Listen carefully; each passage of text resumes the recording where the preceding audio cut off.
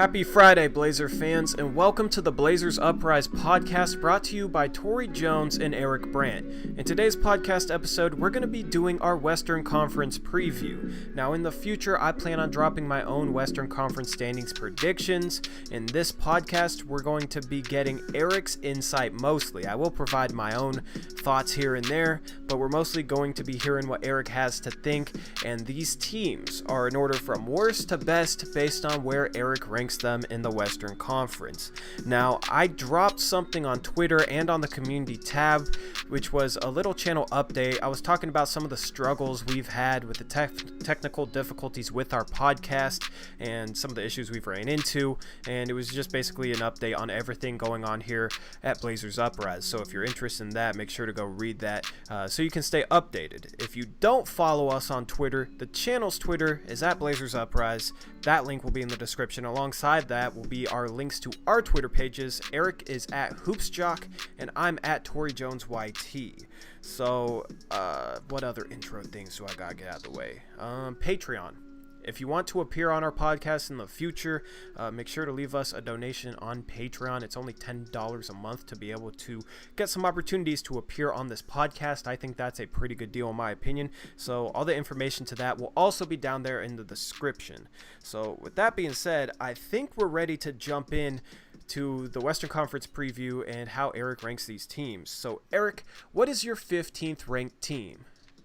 So my 15th rated team or seeded team is the Phoenix Suns. This was by far the easiest choice in the West. And as we get to this later, the top 7 is just brutal to try to predict. But the Suns, ever since the draft, I keep asking, what are they doing? I don't understand their direction. I don't understand the way they're building. It started with the draft, so they give up the 32nd pick in the draft for Indiana to take TJ Warren from them. Rebuilding teams do not give up draft picks to dump salary. You just eat it and build through the draft. I know they've been building through the draft forever, it seems like, but you don't do that to, and TJ Warren's not like a terrible player. They probably could have gotten value from him at some point. So then last year they drafted Eli Okabo, who we were both kind of high on as a sleeper. And then this year they traded back into the draft to take on salary after they just dumped salary. They took on Aaron Baines, and they got the 24th pick, which they took Ty Jerome. And then during the summer they also traded for Javon Carter from Memphis. And then on top of that, so they have 3 point guards already. And then they signed Ricky Rubio to like a ridiculous contract, like 17, 18 million a year. So like, why sign Rubio at that point? Like, what's that going to do? It's not like it's going to help them like contend anytime soon. So you're just taking on a huge salary for a player that's not even like a part of your future, really. They do have Booker, who's a great player, but I don't know if he's ever going to be on like the best player on a winning team. Do you know what they're doing? I remember us on draft night on the stream wondering what the Phoenix Suns were doing. Cam Johnson at 11th was a reach. Ty Jerome at 24th was a little bit of a surprise with a guy like Nasir Little still on the board, but it seemed to me that they were just trying to get as much three-point shooting as possible to help open up things for Devin Booker. Even though the moves didn't make sense in isolation, I saw a little bit of a theme, and I was like, okay, at least Phoenix has a plan. At least Phoenix knows what they want.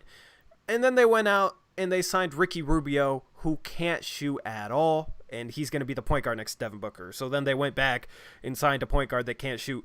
3 years, as you said, like $17, $18 million a year. So when they signed Rubio, it was like, what are they doing? Like, they had their theme of choosing three-point shooters, Jerome, Cam Johnson, and then they went back on that. So I don't understand what they're doing, but I still think that They did get a little bit better going into next season by adding a guy like Saric, who they traded down from 6 to 11 to get. They added Aaron Baines off the bench as a pretty good backup center. Cheikh Diallo is a decent player.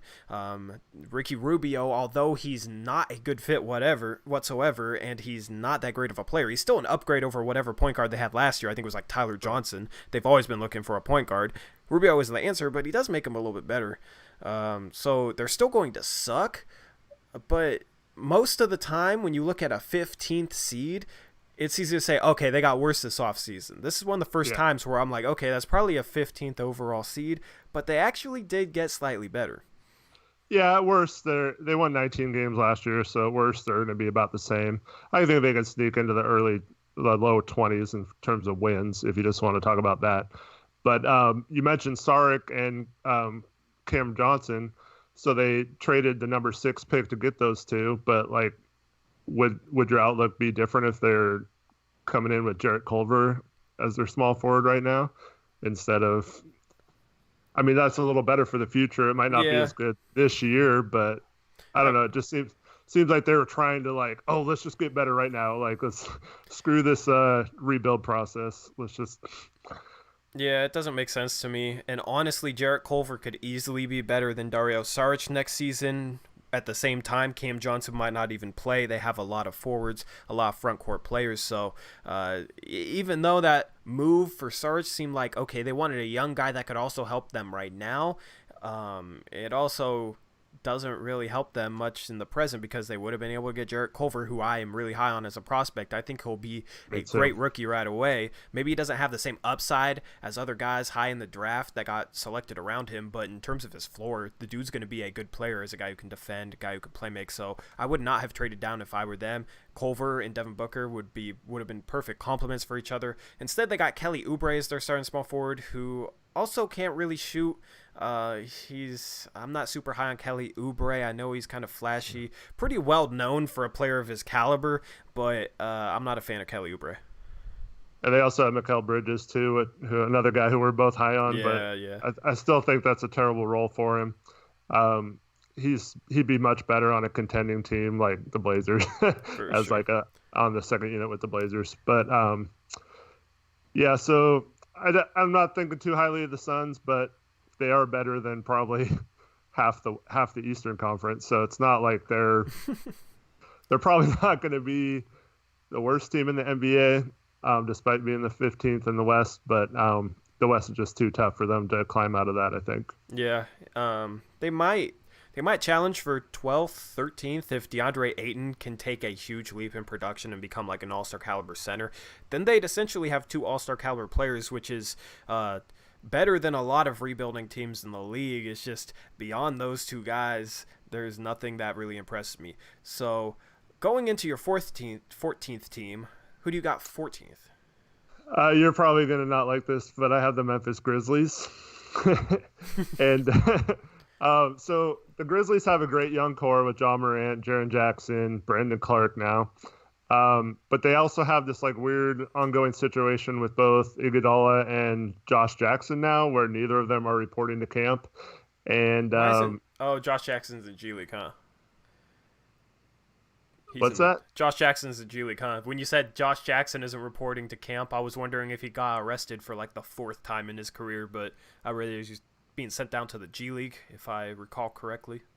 I just heard that it was going to be like Iguodala. They're just having him stay away from camp, which doesn't make any sense. Yeah, I heard he was just going to the G League. At this point, the G League isn't really going on, is it? So it should be a training camp. So yeah, I don't understand. His career might be over, but yeah, I don't know what's going on with him. But when you have 2 guys on your roster that don't even want to report to camp, that seems really strange to me. I didn't understand the Tyus Jones signing either. I thought they should have just handed the keys over to John Morant and kind of picked up a vet point guard for cheap instead of committing 3 years or whatever they did to Tyus. And then I think at some point they will do this, but in my opinion, they should just fully embrace the youth movement and trade all those vets like Iguodala, Crowder. They have some really big expiring contracts like Solomon Hill and Miles Plumlee. So they can be a player in some of those salary dump trades if those occur this year like they did last year. So overall, I like the direction of the team. I just think they're still going to struggle this year to compete in the West. Yeah, a lot of it rides on John Morant's shoulders. I still think he's going to play at least 30 minutes per game. Tyus Jones and John Morant might play together, even though both of them are super, super small for the shooting guard position. But more and more teams are kind of going small with that shooting guard position. It's almost as if CJ McCollum and Damian Lillard have a little bit of an effect like that, because you look at the Cavs and they're trying to go small and recreate what we have with Darius Garland and Colin Sexton. So maybe Tyus plays a bit with John Morant, but I did think that signing was very confusing. But I'm high on the Grizzlies because I'm a huge John Morant fan. I'm a huge Brandon Clark fan. Jaren Jackson, I think, will take that next step and maybe be like a fringe all-star level player. That dude with his three-point shooting, rim protection, athleticism, he'll fit in great next to John Morant. And then Valanciunas is a good center. They just have good, solid players all around. Jay Crowder's a good veteran wing. Dylan Brooks has had his moments in the league. So looking at like a 14th seed, they just have so much more talent than I'd expect out of a 14th seed. Just, with that youth, but not only that youth, they got some decent players that have actually been around for the past few years. Yeah, and they're kind of stuck in this little group, which we'll get to a couple teams in a minute, but there's several teams that I could see in the 12 to 14 range, so they're kind of interchangeable. But I just thought, like I said, Memphis at some point is going to kind of kick the tires off those trying to play any of those veterans and just fully embrace that youth movement. And so I can see him kind of struggling once they do that. And John Morant it was a minor knee procedure over the summer. So you just hope he's fully healthy for the start of the season, which it looks like he will be, but they might try to monitor his minutes a little bit at the beginning. But yeah, if he ends up being rookie of the year and Jaren Jackson is a fringe level all-star like you just mentioned, then they're definitely going to be higher on this list. I just don't think it's going to happen this year. Yeah, I will say they're going to be one of my favorite teams to watch on League Pass. They have so much exciting young talent that even if they're losing some games, I want to tune into their games just to see Morant, Brandon Clark. I'm a Gonzaga fan, so it's cool seeing that guy get to the league when before last season even started, he wasn't even considered as a potential draft prospect. It'll be fun to watch Jaren Jackson Jr. They're going to be a fun team to watch, so I'm definitely looking forward to catching some of their games this season. Moving on to your 13th team. Who you got? The Minnesota Timberwolves. And now this is a team who the past few seasons, I think 2 years ago they slid into the playoffs as the 8th seed, just edging out Denver there. And then last year took a step back. Obviously they had the whole fiasco with Jimmy Butler at the beginning of the season and him just berating players in practice and coaches and stuff like that. So it's kind of interesting because they made a lot of good value moves, like Olshey type moves, and actually former Blazers like Vonleh, Layman, Napier, those kind of guys who definitely will help them. And then, like we've just mentioned, Jarrett Culver, that was a great pick for them. They didn't really have to give up a ton. I mean, like Sarge is good, but moving up into the top 6 in the draft to get a player like that is usually a little more difficult to do. And I just don't think they have enough around Cap to contend and even for a playoff spot this year. And I think it's going to be like that until Wiggins' contract is up, which still has several years left. But I don't think a team with Wiggins as the second best player on the roster taking up that much money out of the cap is going to ever compete. So I just kind of put them here at 13, and they could definitely be a couple of spots higher, but I don't see them even coming close to making that 8th seed. I do really like their core of wings, though. I'm not high on Andrew Wiggins. I think he's very overrated. But when you're looking at the probable starting lineup of Jeff Teague, who is not a good point guard anymore, they definitely need an upgrade there, and I'll actually get into that in a minute. But then you have Jarrett Culver, Robert Covington, Andrew Wiggins is probably like your 2 through 4. I think Covington would be listed the 4, but that's just like 3 solidly sized, versatile wings. Culver and Covington are good defenders, so you could probably hide Andrew Wiggins on the weakest offensive player, shooting guard, small forward, or power forward, whichever one of those is the weakest. Wiggins could probably guard, and then you'd have Culver and Covington guarding the other two. Around Towns, I think they have a not quite enough shooting, but I do think it's a little bit better. I think Culver will be a good shooter his rookie year, and then Covington and maybe Wiggins can take a little bit of a step forward. But they'll definitely help out Towns on the defensive end if Culver is able to step up and be a good defender right away. And then their bench, I think actually looks pretty good because I'm high on Layman. I'm high on Vonleh. They got Jordan Bell as well and Gorgie Jang. They do have a bit of a logjam in the front court there. You got Jang, Bell, Vonleh. So who knows if all three of those guys will play. But then off the bench, you got Shabazz and you got Okogie at the guard spots. Both those guys have had their moments. Okogie will probably take a little bit of a jump going into his second season. They actually have a decent bench. They just need to continue to add talent. They had a good offseason this past year. But you know what? They're probably going to end up trading Covington and another player and a couple of picks for D'Angelo Russell. That is my prediction this season because they need that point guard. Covington would fit perfectly next to Steph Curry and Klay Thompson, and he would be a guy that could guard LeBron James, Paul George, those type of guys. There's been rumors about the Timberwolves really wanting D'Angelo Russell. He's friends with Karl Anthony Towns. Now D'Angelo Russell has his long-term contract, and they need a point guard. You think that's a possibility? Because I'm predicting it to happen right here, right now. Well, the Warriors are very aggressive in their stance that he is not being traded this year. I don't believe him. Of course they are. I still think we'll get to the Warriors later, but I don't think he really fits on that roster right now. So I could definitely see a trade like that. And yeah, it was rumored that the Timberwolves were going to pursue Russell in the offseason. That's definitely possible. Just don't know. It's hard to predict that, ahead of time. And it probably won't happen until the trade deadline either because Klay Thompson won't be back till around then anyway. So maybe too much of the season will be gone to make a difference this season, but that could definitely help them in the future. I just think they need another, it doesn't have to be necessarily as good as Cat, but they need another star level player to pair with him. Otherwise it's going to be just interchangeable parts, and they can get by with some depth, but it's not going to help them make the playoffs in the West with how tough it is. Yeah, I could just imagine Golden State doing that and heading into the offseason with Robert Covington as the perfect small forward for them and a top 10 pick. That would actually be kind of scary. And locked up for several years. Yeah. So anyway, moving on to your 12th team, unless you got something else. I just want to mention that Minnesota. I think the Blazers. Yeah, one other thing is I think at some point the Blazers are going to regret letting Layman go for so cheap.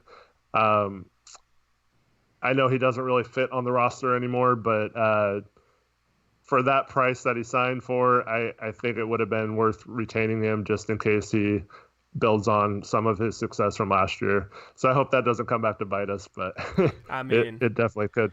Yeah, I don't want it to bite us, but I also still want to see Layman succeed.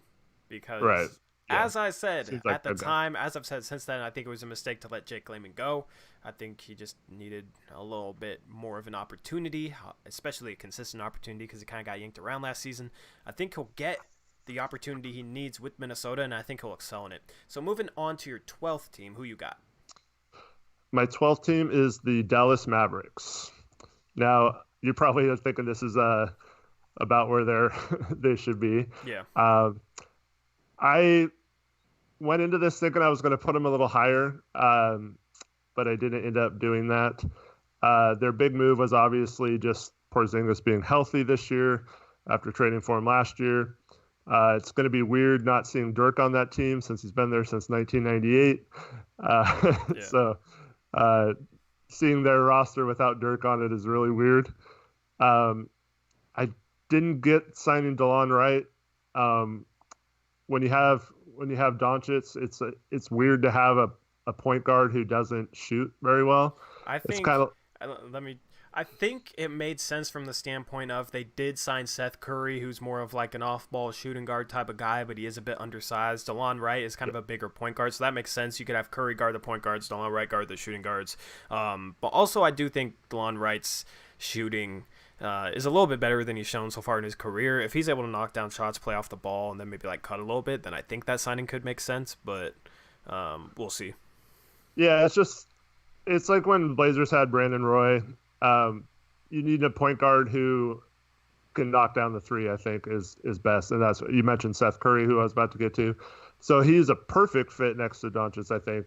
And that's going to really, if he can shoot in the mid 40% three-pointer again next season, that could really help them a lot. They also added Big Boban in the middle. Boban. He's such a weird player. I don't think he can play very many minutes, but sometimes he just puts up crazy numbers in limited minutes, and you wonder why he never gets more. But it's just probably a case of where he's just so big, it's hard to play very many minutes. Yeah. But I actually think that, it's hard to tell how well Porzingis will come back. But if he's anywhere near as close to how he was before, I think him and Doncic are going to form an awesome duo, and they're going to be pretty tough in a few years if they can build on that. Yeah, the way I look at the Mavericks is they have like two star players that you'd want, young star players to build around. They do have some really solid role players that fit a specific role. It's just that their two stars aren't quite good enough to completely carry a team that's filled out with a bunch of role players otherwise. Yeah. And they don't have like those elite, like Hassan Whiteside level role players. Like they just don't have the pieces that are in between like that role player level of guy, like a Seth Curry or a Tim Hardaway Jr. or a Dwight Powell, and like a star level player like Doncic and maybe Porzingis if he gets back to what he was. They don't have the players like in between there in order to be a playoff team, in my opinion. Right. Yep. So. And that's why they're still down at 12 instead. They're going to be a problem, though. Like, once they get some money off the books, I think that players will want to go there and play with Doncic. Just the way he plays the game, how unselfish he is. I think players will want to go to Dallas. So once, like, in a couple of years, they could be a major factor. I could see them making some sort of big splash signing and all of a sudden being, like, a top 4 or 5 team in the West, just like that. Have you seen how ripped Porzingis looks? Is he ripped now? Yeah, he looks jacked, yeah. He's still going to play finesse, though. He's not really going to use it all that well. No, I know, but we'll talk about this player later, but you compare, like, the way he looks physically to, like, a Jokic. Yeah. And it's like, true. Man, you wonder what would happen if he got yoked out like that. If Jokic got yoked out? Yeah. Alrighty. Moving on to team number 11. 11, yep. I have the Oklahoma City Thunder. Now, this is another one of those teams that could be a little higher. You probably think that they should be higher. Yep. But much like Memphis, I think they're going to kind of try to be good at the beginning of the season and then just start cutting bait on some of their veterans. They got expiring contract of Gallinari, who has some value and could probably get them another first to add to their like 1,800 picks they have.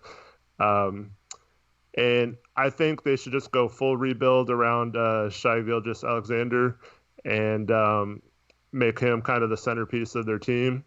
And everyone else is pretty open for tradable, except for maybe Darius Bazley, right? Yeah, man. Him and SGA are going to be the future, right? I hope Bazley gets a chance this year. I want to see that kid play because me and you agree on much more than I realized, and it's kind of scary, but like Bazley was like our number one sleeper prospect in this past year's draft. I almost feel like I can say my opinions and just be like, our opinion is kind of weird. Yeah. But we were high on Bazley. So want to see any him play. Team, I mean, you can maybe put Steven Adams into this, but arguably they lost their 3 best players with Westbrook, Paul George, and Jeremy Grant. And they replaced them with like Chris Paul and kind of role players. And I just don't think that's going to be enough in the West to compete.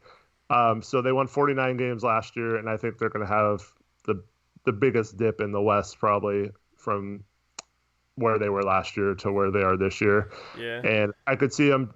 We talked about that in our last podcast about them possibly trading Chris Paul.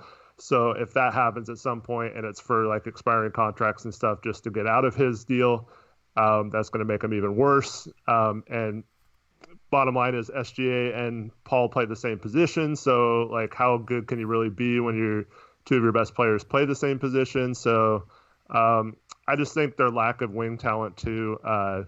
They have Roberson maybe coming back from his injury, but he's not really a good player on a bad team. He's more of a defensive stopper on a good team at best.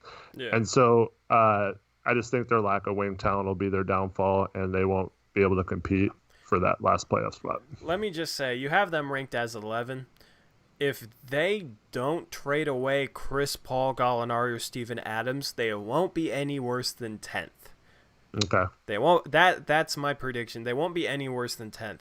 Now the thing is, they could easily trade away guys. So I'm not saying they will be 10th for sure, because they could easily, get some value back for Chris Paul, maybe even Steven Adams, especially Danilo Gallinari. I think that's their top good trade asset for a contending team. They could get value back for those guys and tank and finish 11th, 13th. Who knows? But if they do keep this core intact, I do think that just their individual talent, although the fit is kind of weird, their individual talent will carry them to at least 10th overall seed. I even think they could maybe make a playoff push, but we'll wait and see on that.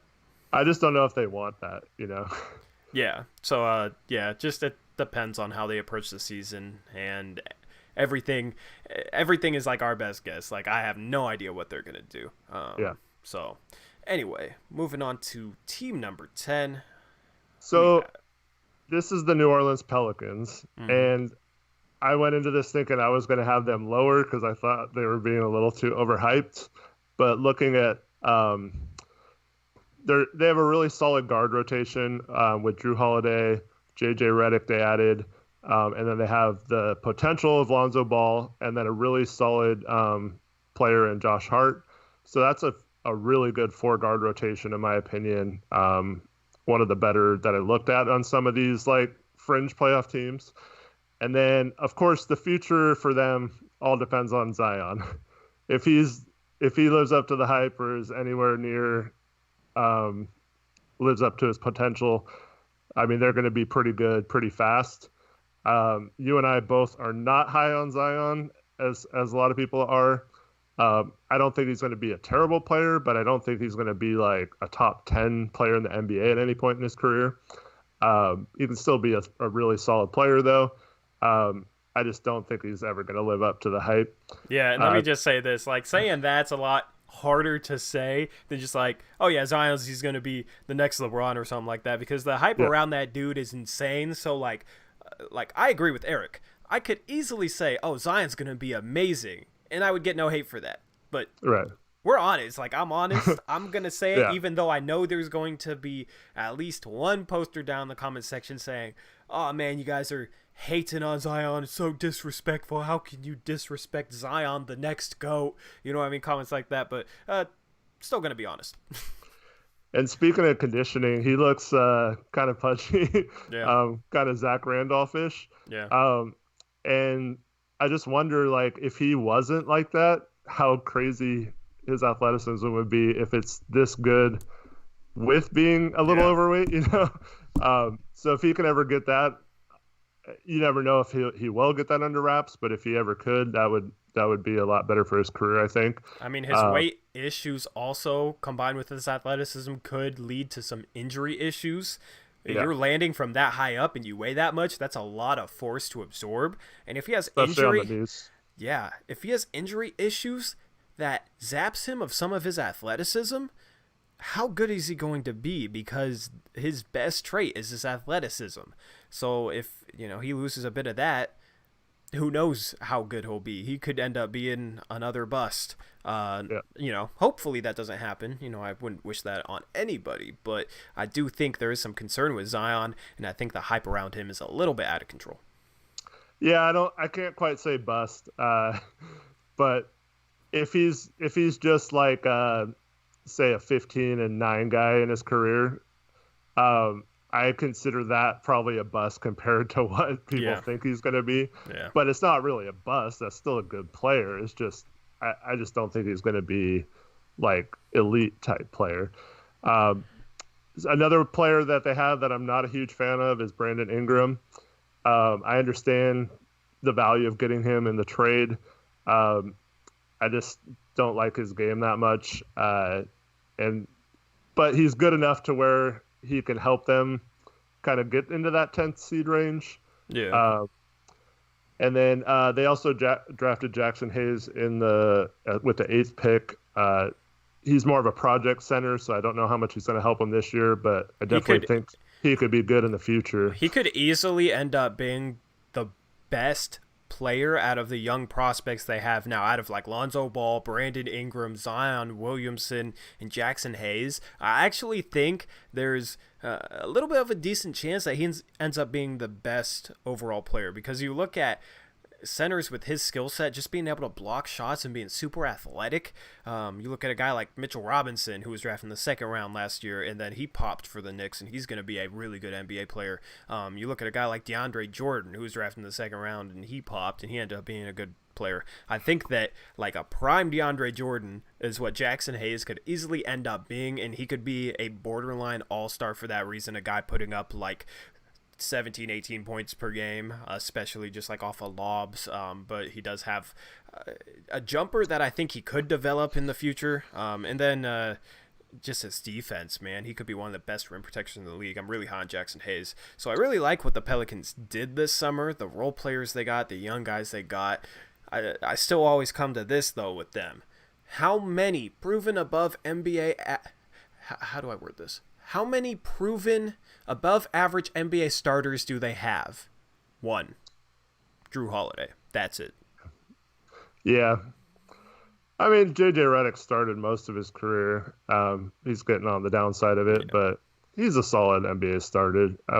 Yeah, he's about average for your starting shooting guard. I'm saying like above average for a starter. Yeah, right.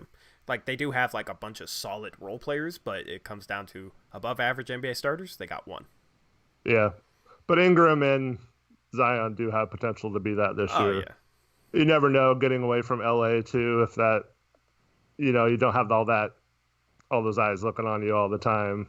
You can just play ball. Did you see his new shot? Lonzo? Yeah. There's a clip and it actually looked a lot better. I saw it. It's just you play basketball, you can't just change your shot very easily though. Like it's really hard to not like go back to your old form when you're in the middle of a game. He is kind of keeping the same like hand placement, the same kind of like follow through, like all the same kind of qualities to it. Instead of having it over here though, he's just like kind of brought it to the middle and still like kind of following through the same way. So I actually think it might be something that he can replicate in games comfortably, but we'll have to wait and see. Well, the thing about that though is he's just weird with it. Like you have to think about it though, not to do it. You know what I mean? Yeah. Like when you have a funky shot and you're trying to not have that glitch in it, it gets in your head when you're like, oh, I'm shooting. I keep my elbow in. Like do this. Like don't do the weird wraparound thing. And when you're thinking about that when you're shooting, it's not just natural. It like. I don't think you can ever be a great shooter shooting that way. So eventually he could probably practice it and get it down, but just one off season, it's really hard to just completely transform your shot. First preseason game, I'll be looking to see him shoot a jump shot just to see what it's like in a game setting for sure. Anyway, moving on to the last team out of the playoffs, your 9th overall team. So just missing the playoffs, I have, I think they were in the spot last year, the Sacramento Kings. Yeah. So honestly, I hated what the Kings did this offseason. Didn't like it at all. I do like the Fox, Hield, Bagley trio. Pretty high on that. But they just added a bunch of vets that don't really put them in a position to contend or to get a whole lot better. yes, they will make them a little better, but it's not like they're going to see a huge jump because of some of the guys they signed. And they signed them for a lot of money. So one of those guys is Trevor Ariza, who's 34 years old, kind of on the downside of his career. They signed him for 2 years, $25 million. I think the second year might be non-guaranteed, but Ariza was pretty good a couple years ago and kind of tailed off last year. I don't know if that was just, he played for the Wizards and the Suns, I think, Yikes. last year. So a lot of that might just be those two rosters. But I don't know. I just don't, because they re-signed Barnes to that huge contract, 4 years, $85 million. And then you bring in Ariza, and it just seems like a weird fit. And then Dedmon is a solid player, but they gave him 3 years, $40 million. So that's over $13 million a year. And with the center market this last summer, you got guys like Cantor and a lot of other players that signed for either that mid-level, that tax mid-level, or the room exception, or minimum contracts. So I think they would have been better off just keeping Willie Cauley-Stein because he signed for the minimum instead of paying I'd much rather have him at the minimum than Dedmon at $13 million. Yeah. And he already was in the system, and they knew what to expect out of him. And then they signed Corey Joseph to 3 years, $37 million, which seemed like an overpay too. Major overpay.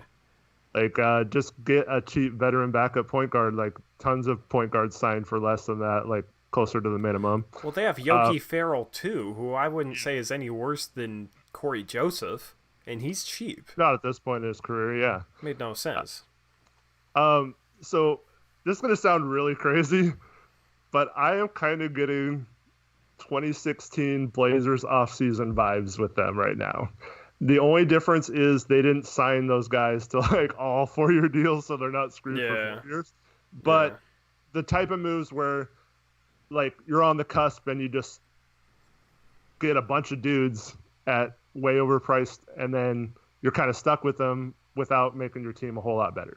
Oh, it's a huge mistake. They pissed away all their flexibility. They could have gotten picks at least for using their cap space, taking on a guy like Andre Iguodala, TJ Warren. Yeah, TJ Warren especially.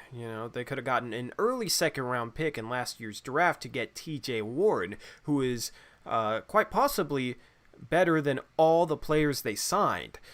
Yet they handed out these long-term, huge overpays of contracts for veteran players who don't really have upside left in their career, who are on the downswing, kissed away all their flexibility, and it's not like they gained assets for giving up their flexibility. There's just no upside with pretty much any of those deals. It was a horrible offseason for the Sacramento Kings. It was your typical Sacramento Kings offseason. The only team that could rival their offseason for how bad it was the Phoenix Suns. And when you're down there with the Phoenix Suns, yikes. Yeah. I thought they turned a new leaf and were on the better track now, making better decisions because they got De'Aaron Fox. They got Buddy Hield for DeMarcus Cousins, which at the time people were saying, oh, they barely got anything back for DeMarcus Cousins. Now Buddy Hield is a guy that is a fringe all-star caliber player in my opinion. Over 20 points per game, lethal shooter. Marvin Bagley was finally a good pick at the top of the draft. Maybe they could have taken somebody else that's a little bit better, but Marvin Bagley is going to be a really good player.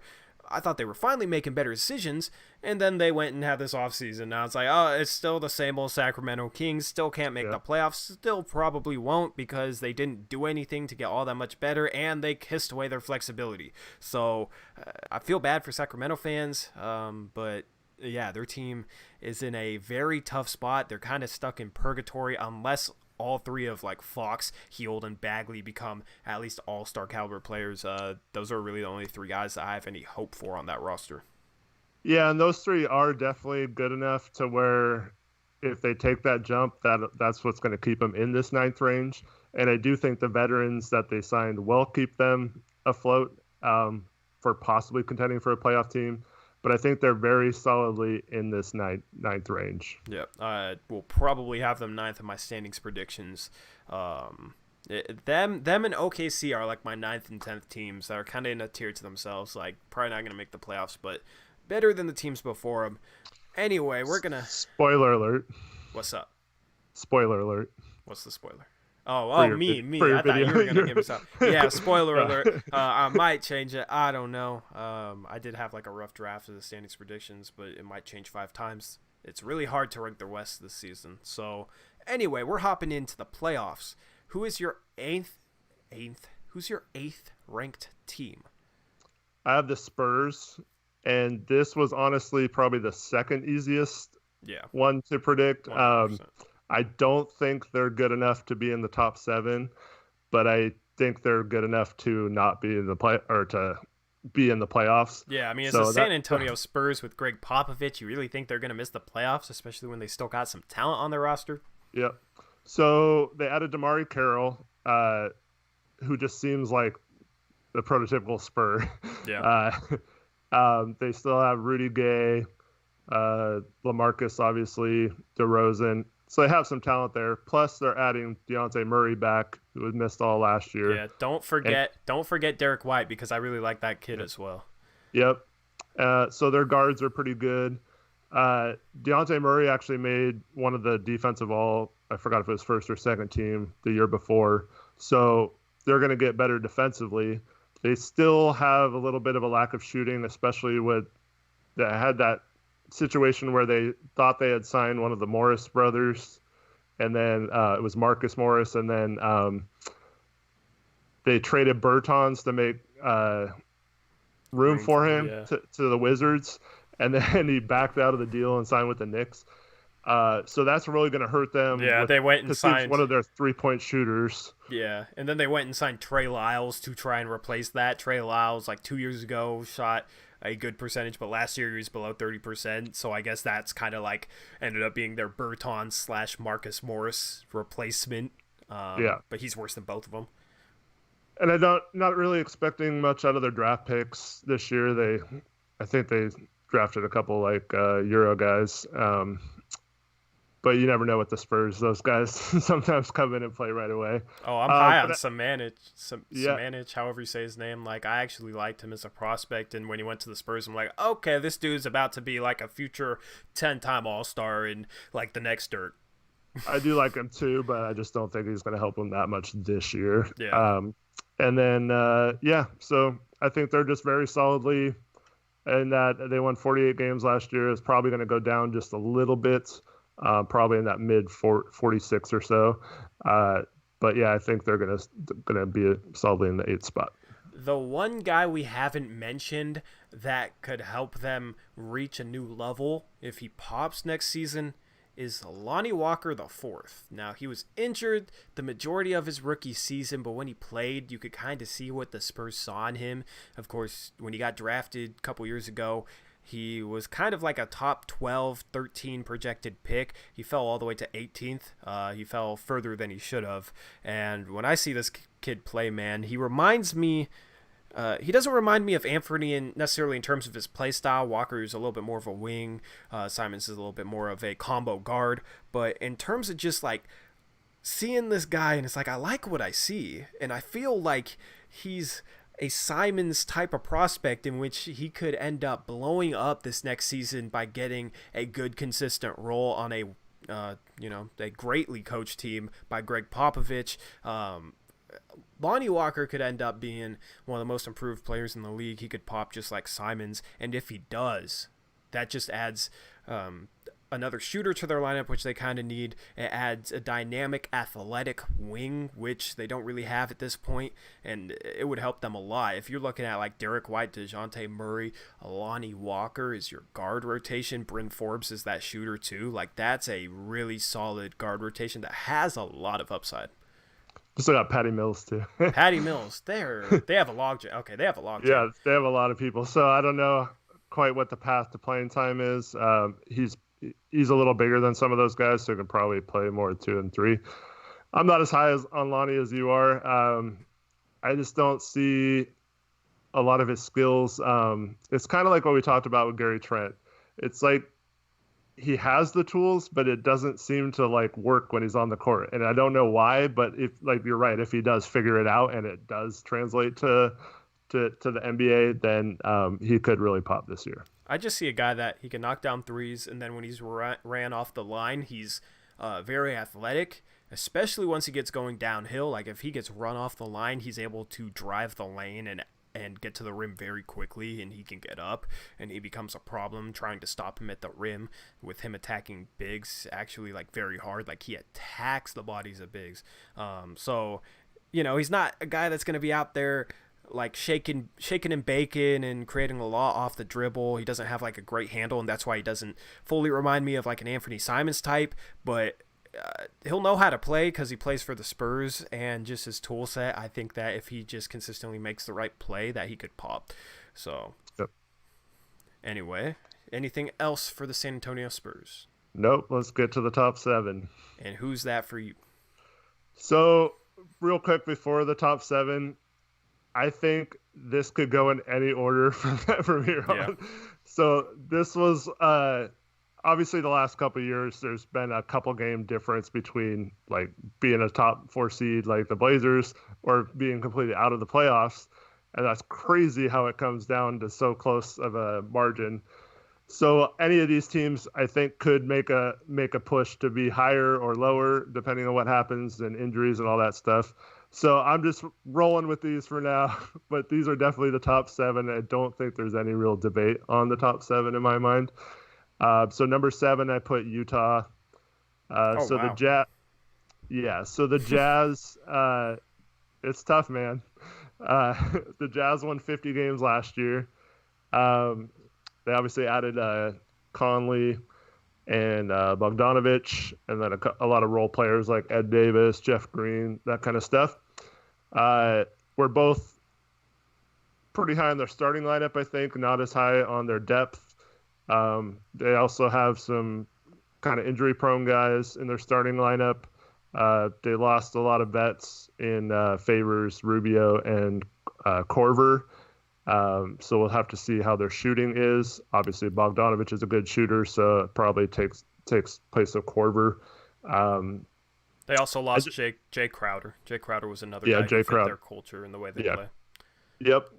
I just think the reason why I put him at 7th is I think the depth is going to become an issue at some point in the season, and especially at the 2 and the 3 position. I just don't think they have enough if they have some injuries and stuff to withstand that for very long in the West. Yeah. But they're very good, though, and they're going to be tough to score on. They already were tough to score on without Conley there. I guess Rubio is a good defender, too, so I don't know if it's like a huge upgrade from Rubio to Conley defensively, definitely offensively. But, yeah, they're going to be a really tough team. Yeah. I think they'll be a little bit higher, but I'll save that for my future video. I'm not even going to debate this too much because I do think they're going to be another top 5 seed. They were like 5th the last 2 years, and I do think they did get better. Their depth is an issue, but they do have guys that know how to play. They do have veterans. They are a well-coached team, and they're going to be a lot harder to guard next season. Favors next to Gobert, that spacing was an issue for them. Favors, although he was a good player, when you have him next to Gobert, it's just not a good fit. Now they have Bogdanovich, so their spacing just got a lot better. And then they swapped Rubio for Conley, so with that position, their spacing improved as well. So they have 4 lethal shooters. And I don't know if you'd call Donovan Mitchell a lethal shooter. He's more of a scoring type. But Conley, Ingles, Bogdanovich next to Donovan Mitchell. And then you have a lob target with Gobert. I really like the way their entire offense fits together now. I think their pieces on offense are a lot more cohesive, and I don't think they sacrifice their defense all that much because Conley's a good defender and Bogdanovich is kind of He'll probably be a below average defender at power forward, but their defense still should be very good, still should be top 5. So Jazz are going to be a problem. They could be a dark horse to make the finals in my opinion, but then again, all 7 of these teams could be as well. Yeah, that's the problem. Yeah. And it's not a knock on the Jazz. It's just hard to rank these teams. I feel it. Anyway, on to number 6. Who you got 6th? So at number 6, I have the Houston Rockets. And at first, I thought about putting them a little higher because I think they're actually going to be a really good regular season team. But their problems are going to manifest in the playoffs when, Russell is not the greatest teammate at times. And and I think that's going to hurt them. So swapping CP3 for Westbrook, obviously CP3 hasn't been the healthiest the last couple of years. Westbrook, you can almost always depend on him to be there every game. I just don't know how it's going to work with the ball. And both Harden and Westbrook need the ball to be effective. I know they're saying all the right things, but they're just too similar players and need the ball to be effective to make that work in terms of a championship, I think. But during the regular season, they're going to run some teams out of the gym, and it's going to be hard to keep up with those two. And then I also think that they're going to have depth issues, much like the Jazz, only a little worse, I think. Yeah. They got Capella up front and Tucker, Eric Gordon. But other than that, it's a lot of like average type guys. And D'Antoni has last year especially went with a really short rotation. There were games where he was only playing like 7 or 8 guys, and that I think hurt them going into the playoffs because they were all tired. And they're going to have to do that again this year if they're going to be a high seed. And I just don't think that's going to benefit them to have success later in the year if they're all worn out. Yeah. Another thing that might hurt them as well is if the NBA cracks down on traveling. Right. Because James Harden, if they crack down on his traveling, he's not putting up 35, 36 points per game again. I don't think he'll put up those numbers anyway. He'll just shoot those one-footed jumpers now. Yeah, he ain't gonna be efficient on those. I tried one of those in my rec league game yesterday. Oh no! You tell me you didn't do that. I did do that. Well, I was hitting lots of shots. I said, screw it. We were up like 20, 25. Right before that, I hit his little like shuffling, like kind of like double step back type of move. And I hit that fading away from 3. So I was like, okay, I'm feeling myself a little bit. I tried that one-footed like sidestep jumper. Dude, I tried it from like 15 feet too. No. So if he's doing that from NBA 3-point range, he's not going to make those efficiently. That's like the ultimate heat check right there. Like, how embarrassing is that to shoot that shot if you don't make it? Like, if it goes in, fine, but like you can't miss that shot if you make it. I mean, if he's like consistently like getting close to making it, it's a little bit better because it's like, you know, like something we've never seen. But like if he's, you know, airballing those here and there, trying to be like too creative, then yeah, that's gonna be bad. That's gonna be embarrassing. It's just really hard to like get square doing that. So maybe you can answer this. Why? Like, why shoot? It doesn't like get you like more spacing, or it just seems like he's just doing it because it's like I think teams different.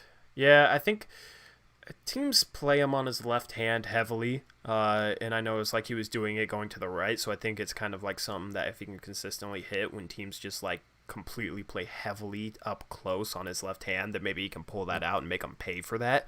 Sure. I just don't think he'll hit enough, but Russell Westbrook's a weird fit because he loves his mid-range jumpers, and those aren't super efficient.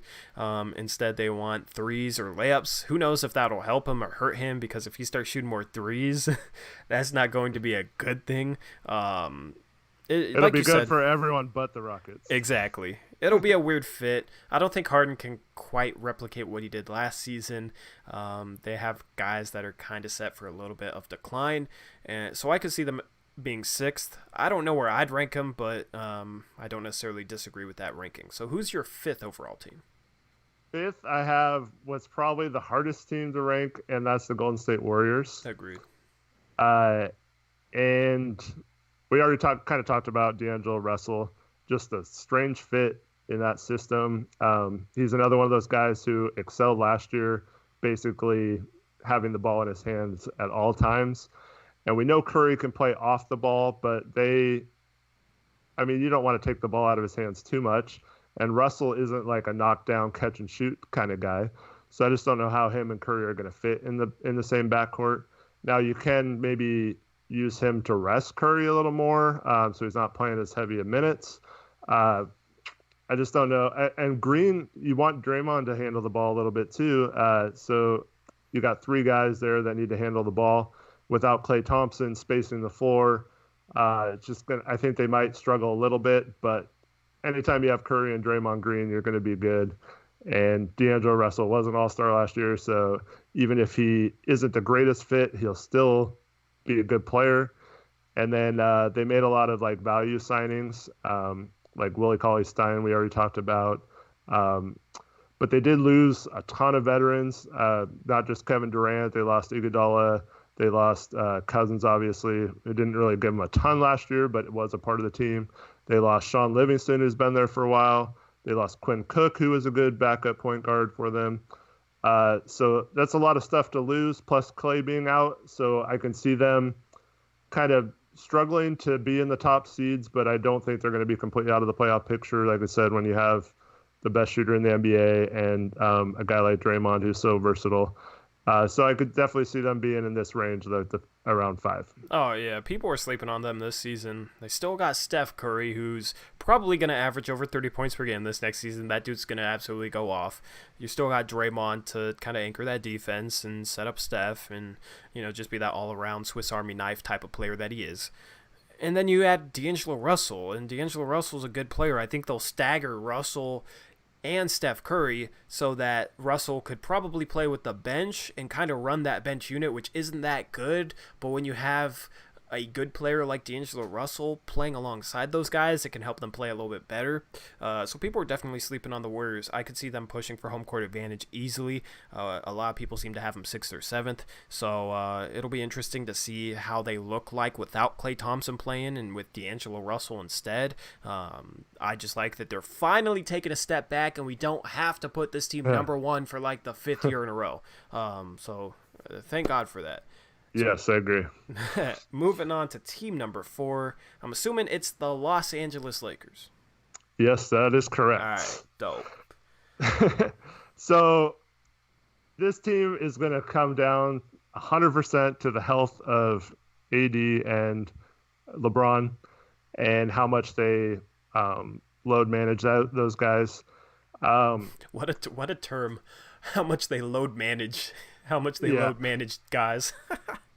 That's insane. So LeBron was hurt for pretty much the first time in his career last year, and we all know Anthony Davis has all kinds of injury issues. If those two are healthy, those are two great players, and they are going to be very difficult to contend with. They added a ton of just role players, so it'll be interesting to see how those role players fit. Some of the guys I do like as role players. Some of them I don't like. And that's why I have them at 4th, is because I just don't think they have enough to go with LeBron and AD to be the 1 seed, but I definitely think they're going to get home court in the playoffs. So I think one of the major keys for them is Kuzma's development. We both agree that Kuzma is one of the more overrated players in the NBA.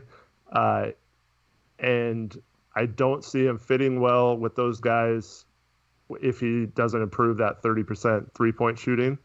So that's going to be one key to them, is Kuzma's got to develop into a better shooter. There's no reason why he should be shooting 30%. His shot's not that bad. So, yeah, if he can take that next step in his game, they're going to be tough if they get that third guy to go with those other two. And then, so, like, they added Quinn Cook, Dwight Howard, Troy Daniels, Jared Dudley, Avery Bradley, Rajon Rondo, KCP, JaVale McGee. Like, it's just a lot of guys. They're probably good enough to be good, if that makes sense. Yeah. But yeah, it's just going to all come down to those top 2 guys, and they're going to be interesting to watch. They're going to be contenders because they got AD and LeBron. But when you look at like their 3rd through 6th through 7th players, they're not good enough. On most contending teams, that 3rd through 7th guy would not be good enough to make that team a contender, so to say. Like, Kyle Kuzma is your 3rd best player. On most contenders, that wouldn't get the job done. Most contenders have a better 3rd overall player than Kyle Kuzma. Most contenders have a better 4th and 5th overall player than Danny Green and JaVale McGee. So they do have like their depth isn't terrible. They do have a lot of like solid role players, but just those in between guys that I've kind of mentioned throughout this episode, those in between guys aren't as good as they quite need to be in order for me to say the Lakers are up there with the Clippers, or even like a Denver Nuggets type of team like that. So I'm not super high on the Lakers either, like everybody else is. They're overhyped because it's LA. So I agree with mostly everything you said. And in a minute, we'll get to the Clippers, and I'll discuss why I think, despite them kind of being in a similar situation, building around 2 stars, how that's different. Yeah. But first, we have the number 3 team, which is our Portland Trailblazers. So, 3rd seed 3 years in a row, which I think would be pretty impressive. I didn't want to act like too much of a homer and put them higher. But yeah, I think, the additions I think are going to be all solid, and I think they're going to be better than last year. Maybe not quite as good as they could have been if they had Nurk fully healthy. But as long as he comes back, they should be really good heading into the playoffs if he's anywhere near full strength. The 3-point shooting of this team is going to be one of the other major issues. And if some of those guys like a Tolliver and Bazemore can knock down the 3-pointer better than Aminu and Harkless did last year, then we're going to be really tough to beat. Yeah, see, as far as the shooting goes, I think like you don't have quite the same number of like elite like over 40% 3-point shooters because they lost Myers, they lost Seth Curry, but I feel like they have more depth in terms of having like average to like slightly above average shooters. Yeah, it's pretty much everyone but Whiteside can knock down the 3, and you have to guard out there. Whereas you're not going to have the teams just like leaving Aminu wide open and being like, okay, you beat us from 3, and having him shoot that catapult shot, and sometimes it goes in. And then the third thing that's key for the Blazers is their defense.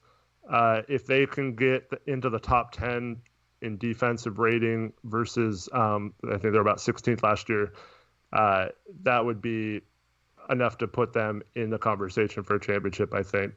Yeah, and I mean, it's Blazers Uprise, so we've talked a ton about what we think of the Blazers going next season. So, we could repeat all that, but like I've talked about how I think their defensive strategy should be. I think their defense will be fine. We've gone in depth a lot on this team, but I will say one thing that I haven't said yet.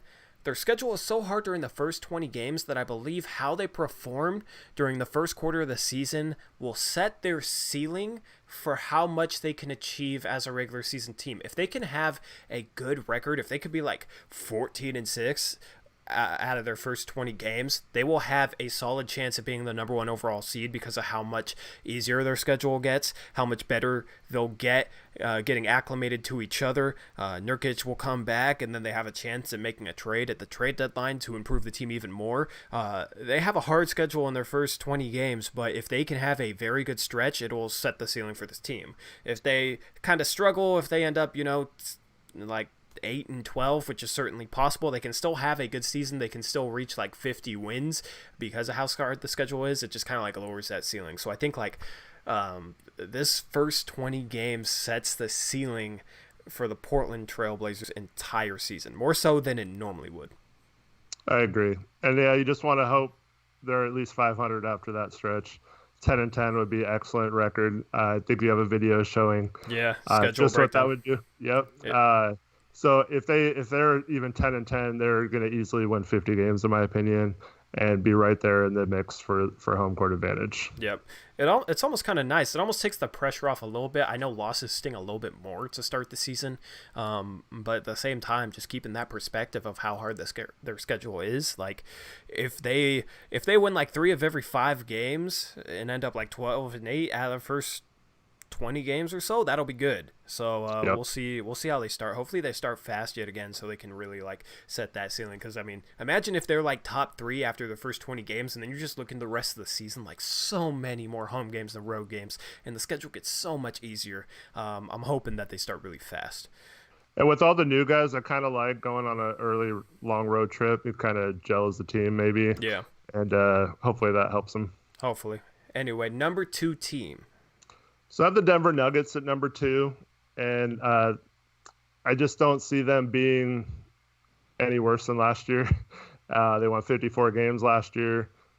Didn't really add a ton in terms of outside stuff other than they did trade for Jeremy Grant, who will help kind of ease Millsap's burden as he gets older, kind of very much so towards the end of his career. But yeah, Jeremy Grant's a solid player that's going to help their depth. That's a really good big rotation with Millsap, Jokic, Plumlee, and Grant. And then they're just loaded on the wings with guys like Beasley and Torrey Craig and Gary Harris, those type of guys. And they just signed Jamal Murray to an extension, so they're committed to him long term, along with Jokic. But they actually have potential to jump because they have 2 guys. One they drafted this year, one they drafted last year. That's Michael Porter Jr. and Bol Bol. Both were very highly touted coming out of college. So if either of those guys give them anything, they could be like scary good. I'm not too sure either of those guys are going to give them anything this year, but I think Porter will actually play this year. Hopefully, yeah, you'll see him. But yeah, I don't know if he's actually going to be good or if he'll ever be the same after having so many injuries. Michael Porter Jr. won't be good next season, in my opinion. I don't think his game really translates to the league, and then he had all those injuries, and he's going to be an inexperienced rookie. A lot of people think he's going to step in and help catapult the Nuggets to another level. I don't see it happening at all. And then Bobo, it's too skinny. Who knows? I don't think he can make an impact for the next 2-3 years at least.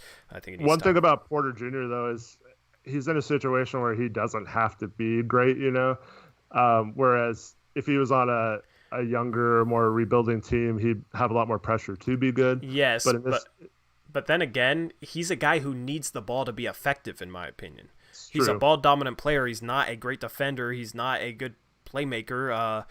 He's a little bit better pulling up off the dribble than spotting up and catching and shooting. So I don't think he's going to be effective because he's not going to be able to just dominate the ball and do a bunch of stuff. And I don't think he's ready for that anyways. I would say the same thing, but I haven't even seen him play. So. I watched him play in high school. Watched him play in college. High school, but he played 4 games in college or something. Yeah, because he played he got hurt in the first game, and then he came back towards the end of the season, and he didn't play at all last year. So what I'm saying is who knows? He's taken 2 years off basically. But yeah, that doesn't bode well for contributing this year. But even if he doesn't contribute at all, they still have basically the same roster plus Jeremy Grant. So I think they're going to be in that 55 win range. One thing I wanted to ask you about is Jokic is another one of those guys that's looking kind of pudgy this offseason. Do you think that will impact his game at all? He doesn't really rely on athleticism at all. It might affect his conditioning, but that'll get better as the season goes along. He'll still have the same vision. He'll still have the same skill set. I don't think it'll affect him as much as it would affect a guy like Zion Williamson, whose number 1 trait is his athleticism. But also, I don't expect Jokic to improve all that much. I think he's kind of reached his ceiling as a player. I don't see him getting much better than what he is right now, to be quite honest. So he could probably use that extra weight to bang in the post a little more. But one thing he was getting pretty good at was getting the ball up at the top of the 3-point line, right in the middle, and then kind of using some, herky-jerky motions and not really athletic moves, but more hesitation moves. And those can be a little slower the bigger you are, as I know firsthand. Back in my day, I used to be a lot quicker with those. But so that could affect his because he actually, despite his size, is decent at breaking down people off the dribble and getting to his spots and doing little flip shots and stuff. And if he's a little slower on those, that could affect how well he gets to those spots. But yeah, he doesn't use athleticism that much, so it's probably not a big deal other than you could make a case that if he was better conditioned, they might have beaten us in the playoffs last year. because some of those games were, 4 overtimes, marathons. Yeah, I think anybody's going to get Right. tired at that point. But who knows how that affected him later on in the series, where you have guys like CJ, who's in like incredible shape, he's not a big man, but Yeah. I just think the Nuggets are a solid team. They're going to be tough to beat. I don't know if they're ever going to win a championship with that roster, but they're definitely a really good regular season team. I think they overachieved a bit last season, to be quite honest with you. They had pretty good injury luck. The guys they had injured, even once they came back, didn't play for them. They didn't need the guys like Isaiah Thomas, Michael Porter Jr., those type of guys. Paul Millsap played over 70 games. Jamal Murray played 75. Jokic, I don't believe he was hurt at any point during the season. Will Barton did have his injury, but they had the depth to replace a guy like that. They had great injury luck, so if that kind of regresses to average, they could lose a couple wins there. But I also think that guys like Monte Morris, Malik Beasley had insanely good seasons, and I'm not quite sure that they can completely replicate that. And then I don't know, man. Just watching them in the playoffs, I did not think they were as good of a team as their record indicated. I think teams might be able to figure them out a little bit more this season because, they almost lost to the San Antonio Spurs, which I'm sorry, but if you're a top 3 team in the West this season, you shouldn't be coming off the cusp of almost losing to the San Antonio Spurs when you have home court advantage. And then in the second round, honestly, I've never said this before, but I honestly don't think the Blazers played that good. I think the Blazers played about average, maybe a little bit below average. They had some great performances, but overall as a team, I don't think they played all that good. And they still beat the Denver Nuggets. I just wasn't impressed by the Nuggets in the playoffs, and it got me wondering how much their regular season record was them kind of overachieving, winning a lot of close games, having good injury luck, having guys playing above their heads, and how much of it was actually that is who they are. So I think that if there is a team that's set for regression that would surprise people, I think it would be the Denver Nuggets. See, I kind of disagree since we're just talking regular season standings, and I think they're just too deep to fall off too much. Like I said, all these 7 teams are interchangeable, so you might see them with a similar record, but down near the 6 or 7 seed. But so in the playoffs, against the Spurs, they had a huge discrepancy when Jokic was off the floor. They had big leads in some of those games against the Spurs and then when he sat, they like blew the entire lead. And then I don't think Jamal Murray is as good of a number 2 as you need to contend for a title. So, but during the regular season, I think all those guys like Gary Harris and Millsap and all those guys are really good, and will carry you to a good record in the regular season. It's just they're lacking that second superstar next to Jokic to really make a damage in the playoffs. Yeah, Millsap could be set for a decline. He is getting up there in age. If he declines a bit, they do have Jeremy Grant, so I think that position got a little bit better. I think Jeremy Grant is a great pickup for them, but outside of that, I just kind of have a vibe that they might have overachieved last season. So anyway, going into your number 1 team, you have the Los Angeles Clippers. Yep. So obviously when you had Kawhi Leonard, who was phenomenal last year, and Paul George, who, I think a little bit of Russell Westbrook was wearing off on him. So it's probably going to be good for him to get out of OKC. It might not be have as much an attitude as he seemed to be developing. Kind of some bitterness towards Dame. Bad shot. Yeah. But man, that's probably the 2 best all-around wings in the NBA, and now they're on the same team. Yeah. So the regular season is just going to come down to how much they rest Kawhi, how long it takes Paul George to get back from his injury.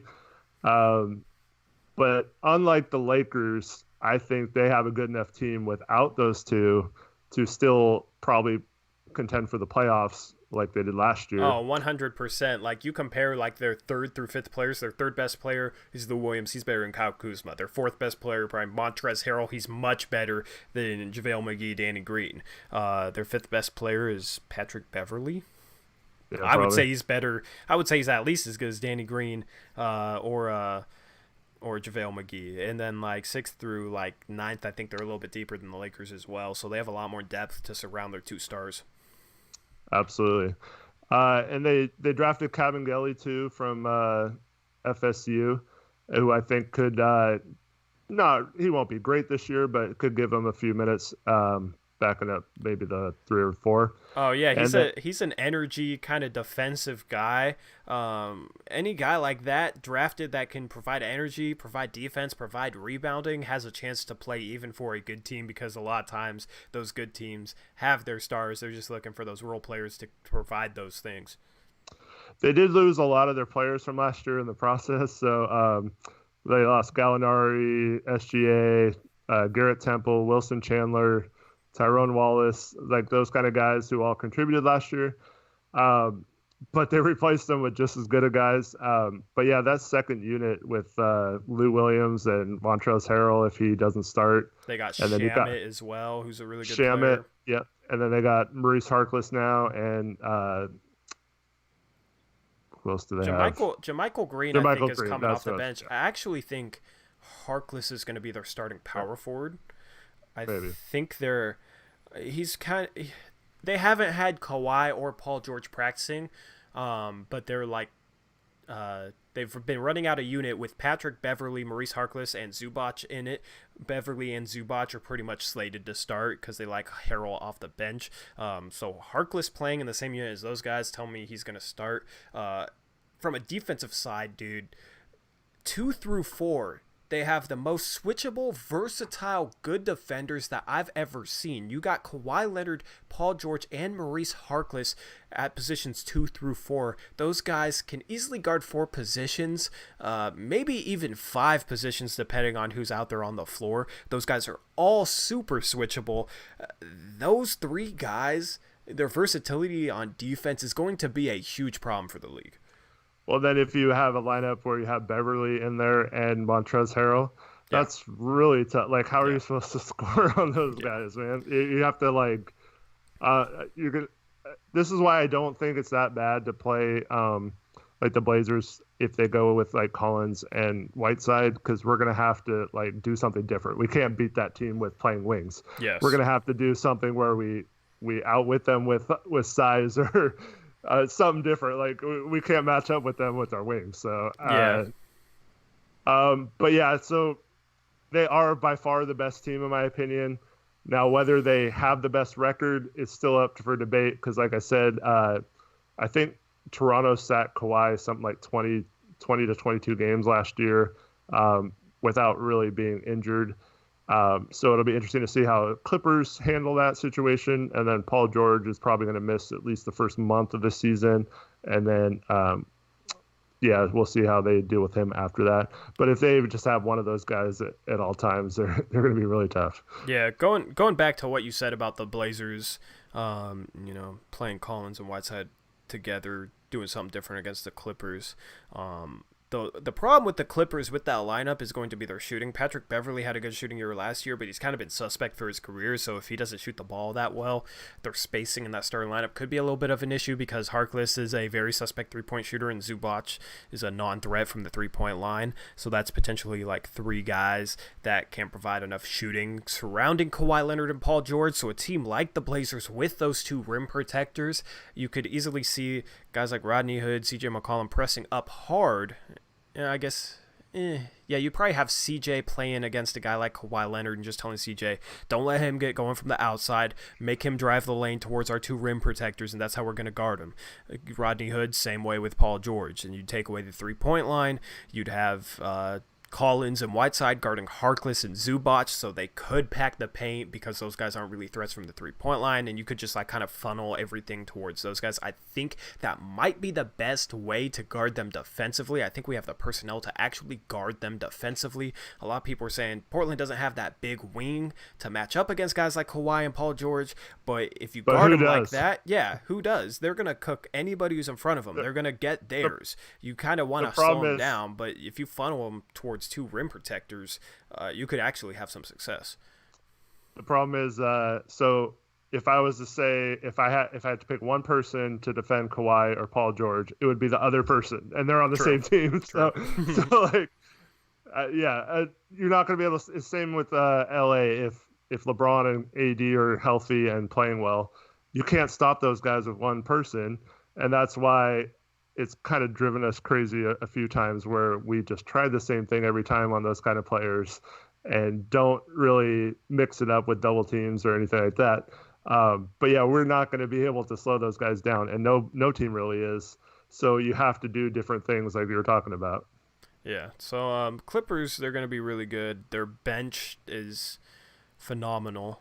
Normally you get a team with like two stars like that who acquired both stars like that. Normally they give up their depth. LA, the Lakers kind of did that a little bit. They did re-sign some players on smaller veteran deals, but they kind of gave up a little bit of depth for those two stars. But the Clippers, man, they added two stars and still have a top 10 bench in my opinion.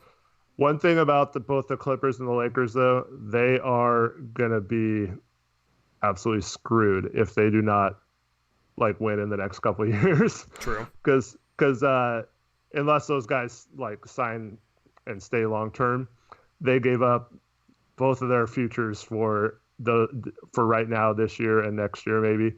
And if neither of those teams win this year, then who knows? That probably wasn't worth doing all that because they're going to be bad for like 10 years after that. 100%. The other thing with both those teams is if one of their superstar duos, if one of those guys gets hurt, those teams aren't going to be that good. If AD or LeBron gets hurt, the Lakers aren't going to be that good. They're going to be like at the level of a fringe playoff team, in my opinion. The Clippers, although they do have a lot of depth, if one of Paul George or Kawhi gets hurt, they're still going to be a good team, but they're not going to be like some dominant team anyway. You know what I mean? It's not like a team like the Warriors who could manage to lose a guy, maybe even manage to lose two guys, and would still be up there with the contenders of the league, up there in the top like 3 or 4. I think like if one of those guys from either of those LA teams gets hurt, that team's going to struggle. And honestly, when you're looking at LeBron, AD, Paul George, Kawhi Leonard, all 4 of those guys are a little bit injury prone and have a little bit of injury concern going into the season.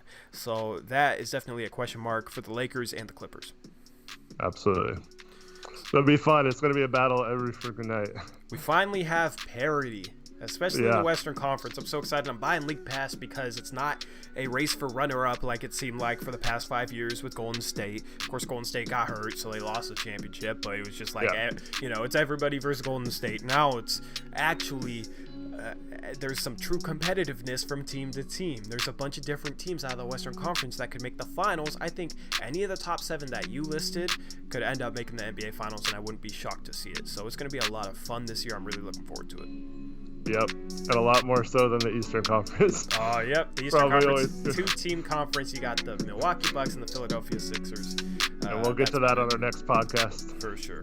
So, anyways, I think this is a wrap for our Western Conference preview. Let me know what your thoughts are on these teams down in the comment section below. Let me know if you disagree with us, which will probably happen. Let me know if you do agree with us, though, because we like to hear that you guys actually agree with us for once in a while. But anyway, that's a wrap for this podcast. I hope you guys enjoy. Once again, I'm kind of butchering the outro, but I don't care. Hopefully you guys enjoyed the video. So anyway, this is Tori and Eric. We're signing off for the Blazers Uprise podcast. As always, peace out.